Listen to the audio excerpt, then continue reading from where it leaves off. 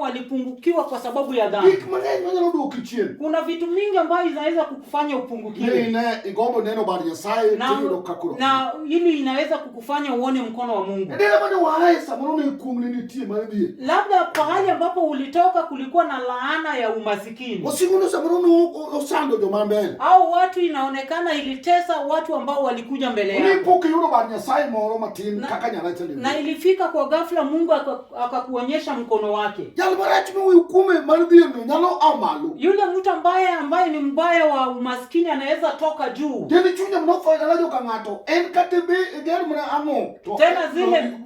Tena zile mioyo ambayo zilikufa kwa watu, hata useme nini utende nini bado watafanya vibaya. Ndio maana unaweza ona kuna wengine wamefariki.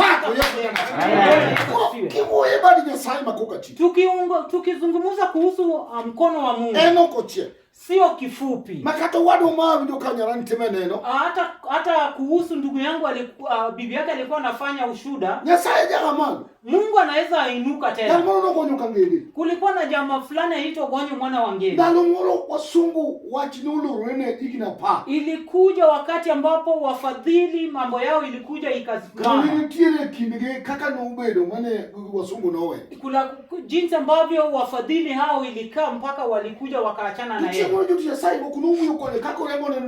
Kulikuwa wakati ambapo watumizi wa Mungu walikuja wakanena na yeye. Walimwambia ndugu mzee, mkono ya Mungu sio kifupi ambapo ilikufanya upate wafadhili.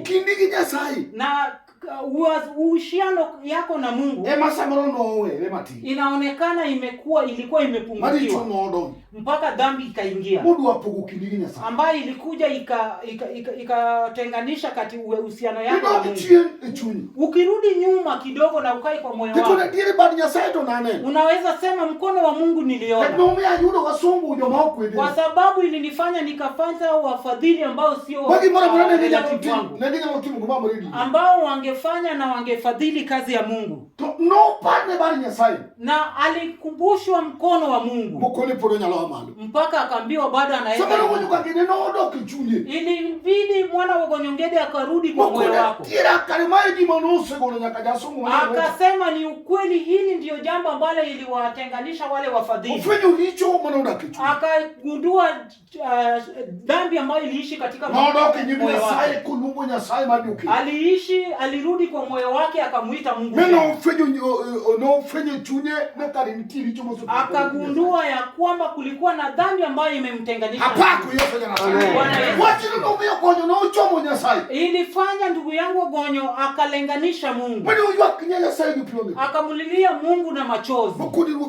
Akamwambia Mungu niachie. Inaweza kuwa mimi ndio mbaya. Hilo jambo Mungu ambaye hana mkono mfupi ilibidi ikamfikisha na wale wafadhili tena ambao walikuja wakamshika mkono. Watakuja nao hapa katika mji wao. Hiyo mkono ya Mungu ilimwambia ya kwamba kulikuwa na dhambi ambayo ilimtenganisha. Amen. Unasikia? Mkono wa Mungu inafaa urudi katika moyo wako ndani.